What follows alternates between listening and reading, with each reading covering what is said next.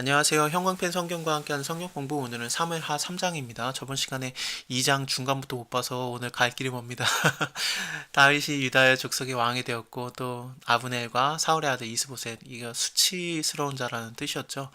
아마도 리스위가 이 이스보셋이 아니라면은 그냥 이름도 거론이 안 되던 그냥 완전히 숨겨져 있던 사울의 아들 취급도 못 받은 자였는데 어쨌든 아브넬이 실제적인 권력자고 이 이스보셋이라는 자를 바지 사장처럼 바지 왕으로 삼아서 꼭두각시로 삼아서 나라들이 세워진 겁니다. 그래서 나라 대 나라의 전쟁이 한번 납니다. 아브넬이 요압에게 이르되 청컨대 소년들이 일어나서 우리 앞에서 장난하게 하자 그러는데 이거는 뭐냐면은 그 대표자의 싸움인 것 같아요. 마치 다윗과 골리앗의 싸움처럼 대표자들이 나와서 싸우고 이기는 쪽이 그냥 전쟁에서 전체적으로 이기는 그런 겁니다. 그래서 열둘씩 나와서 싸워보는데 근데 일제히 다 쓰러지게 된 거예요. 그래서 대표자의 싸움에서 결론이 안 납니다. 그래서 큰 싸움으로 이제 결국엔 번지게 되는 거죠.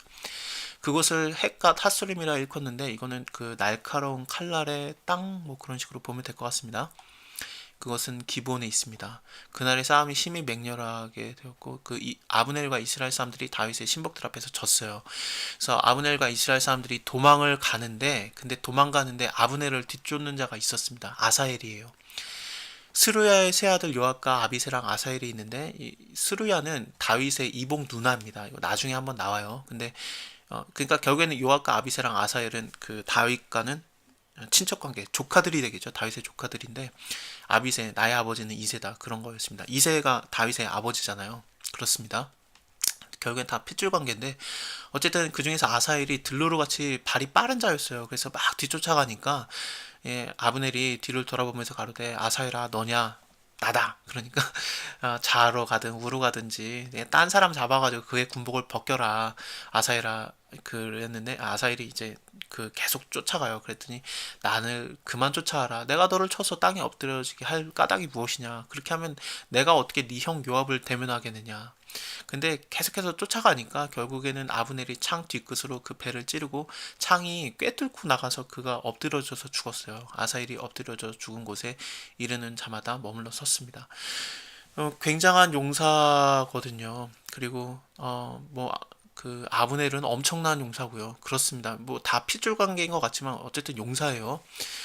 근데 이 큰 용사가 죽어 있으니까 더 이상 쫓아가지를 않고 머물러 섰던 것 같습니다. 요압과 아비새가 아브넬을 뒤쫓아가다가 이제 아브넬이 요압에게 외쳐가로되 야 칼이 영영이 사람을 상하게 하겠느냐 마침내 참혹한 일이 생길 줄을 알지 못하느냐 그만 좀 쫓아와라. 그래서 결국에는 안 쫓아가거든요. 이제 더 이상 안 쫓고 이제 서로 각자 돌아갈 곳으로 가는데 아브넬과 그 종자들이 밤새도록 행하여서 아라바를 지나 요단을 건너 비두론 온 땅을 지나서 마하나임에 이르니라. 이렇게 자기 갈 곳으로 가고 요압이 아브넬을 쫓기를 그쳤는데 근데 세봤더니 무리들을 다 모아놓고 세봤더니 다윗의 신복 중에서 19명이 죽었습니다. 근데 아사엘이 골이 나는 거예요. 아사엘이 비어 있는 거죠. 그래서 이 죽은 걸 알게 된 겁니다. 자기 형제가요. 이 요압이요. 이것 때문에 이제 다음 장에서 바로 복수극이 벌어지게 됩니다. 다윗의 신복들이 베냐민과 그 아브넬에게 속한 자들을 쳐서 360명을 죽였습니다. 상대적으로 이스라엘이 이긴 것 같지만 아사엘이라는 큰 용사를 잃었어요. 자, 사울의 집과 다윗의 집 사이에서 전쟁이 오래매 다윗이 점점 강하여지고 사울의 집은 점점 약하여 갔습니다. 다윗이 헤브론에서 아들들을 낳았는데 맏아들은 암논이고 암논은 이름을 좀 기억해 둬야 됩니다. 왜냐하면 암논 때문에 이 압살롬이 이것을 복수하는 일이 일어나요. 그리고 나중에 압살롬은 또 다윗을 반 다윗을 향해서 반역을 하는 그런 일까지 일어나게 됩니다. 이거는 좀 기억을 해둬야 되는 이름들이고요. 그리고 또 그렇습니다. 사울의 집과 다윗의 집 사이에서 전쟁이 있는 동안에 아브넬이 사울의 집에서 점점 권세를 잡았어요. 그러니까 아브넬이 권세자예요. 지금 이런 상황이었는데 이스보셋이 한 소리를 했다가 이게 깨갱 하는 일이 일어나요. 여기 사울에게 첩이 있는데 첩의 이름이 뭐였냐면 리스바였어요. 아야의 딸이었는데 이 첩을 사울의 첩을 아브넬이 이거를 통관을 한 거예요. 그래서 이스보셋이 아브넬에게 이르되 네가 어찌해서 내 아버지의 첩을 통관하느냐 그랬더니 아브넬이 열받은 거죠. 말을 굉장히 분하게 여긴 거예요. 내가 유다의 개 머리냐? 이 대강은 머리라는 뜻입니다. 내가 유다의 개 머리냐? 내가 오늘날 당신의 아버지 사울의 집과 그 형제와 그 친구에게 은혜를 베풀어서 내가 너를 다윗의 손에 넘겨주지 아니하였는데 네가 나에 대해서 이렇게 허물을 돌리냐? 여호와께서 다윗에게 맹세하신 대로 내가 이루지 아니하면 하나님께서 나에게 벌을 내리시는 것이 마땅하다. 그 맹세가 뭐였냐면은 이 나라를 사울의 집에서 다윗의 집으로 옮겨서 그 위를 단에서 브에세바까지, 그러니까 이스라엘 전체를 말하는 겁니다. 이스라엘과 유다의 세우리라 한 것이다. 이스보셋이 아브넬을 두려워해서 감히 한 말도 대답하지 못하였어요. 자, 아브넬이 자기를 대신하여서 사자들을 다윗에게 보내었습니다. 가로되 이 땅이 네의 것이니까 가로되 당신은 나로 더불어 언약하사이다. 내 손이 당신을 도와서 온 이스라엘로 당신에게 돌아가게 하겠습니다. 그랬더니 당연히 좋죠. 그래서 좋다. 내가 너와 언약하겠다. 그랬는데 갑자기 나에게 그 사울의 딸 미갈을 데려와라 그러는 거죠. 물론 미갈이 그 다윗이 블레셋의 장수였던 골리앗과 싸울 때 그래서 얻은 딸이긴 해요. 물론 미갈도 다윗을 사랑했고요. 그리고 골리앗을 이기는 자에게는 그 사울이 딸을 줘가지고 사위를 삼겠다 그랬었는데 그거에 대가이기도 합니다만, 그리고 또 블레셋의 양피 100을 구해왔잖아요. 그래서 사울이 다윗을 죽이는 방법을 블레셋 사람들의 손에서 죽게 하겠다 그러면서 이제 네가 양피를 가져와라 그러면 내 딸과 결혼시키겠다 그랬었는데 진짜로 가져왔거든요. 안 죽고요. 그래서 어쨌든 그런 대가로 얻은 아내이긴 합니다만, 근데 여자를 데려와라 이런 얘기를, 이게 마땅한 요구인데 이게 눈에 그렇게 좋게 안 보여지는 게 우리가 미래를 알기 때문에 그런 거 아니겠습니까? 미래에 무슨 일이 일어납니까? 우리아의 아내 바세바를 취하잖아요. 그래서 다윗이 여자에 대해서 굉장히 좀 약해요. 그래서 여기서도 지금 여러 아들들을 얻는 거라든지 그런 게 나오고 있는데 하필이면은 데려오라는 게 미갈이라는 게 참 그런 겁니다. 어쨌든 일단 이 미갈은 다른 사람에게 넘어가 있었죠. 라이스의 아들 발디엘에게서 취하여서 다시 데리고 왔습니다.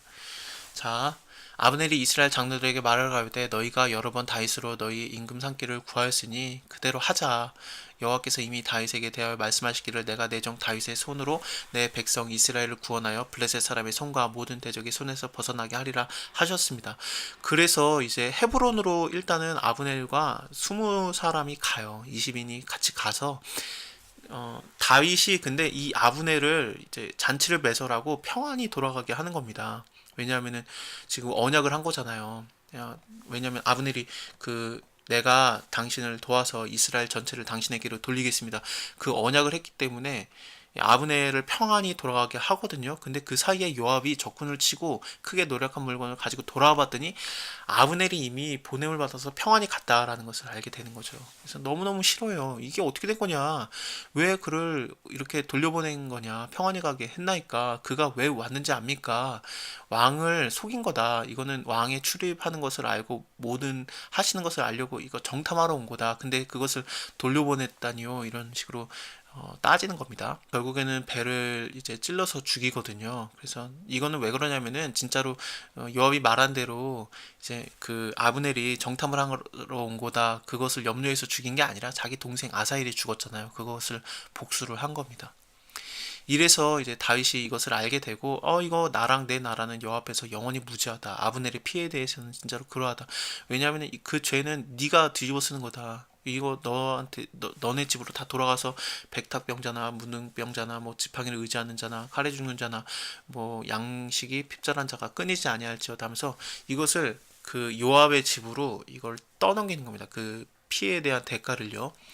다윗이 요압과 그 자기와 함께 있는 모든 백성에게 이르되 너희는 옷을 찢고 굵은 배를 띠고 아브넬 앞에서 애통하라 하고 막 다윗이 사교를 따라가서 아브넬을 헤브론에서 장사하고 아브넬 그 무덤 앞에서 소리 높여서 울고 그랬었어요. 그래서 이것들에 대한 뭐 애가도 지어서 막 노래도 하고 그러니까 이제 백성들이 안 거죠. 아, 이거 다윗이 한 게 아니구나. 다윗이 한 게 아니라 아브넬을 죽인 거는 그거는 왕의 한 바가 아닌 줄을 아니라 요압이 한 거구나. 그것을 깨닫게 되는 거죠. 왕이 그 신복에게 이르되 오늘은 여기까지 하겠습니다. 어쨌든 다음에 4장 이어서 보도록 할게요. 감사합니다.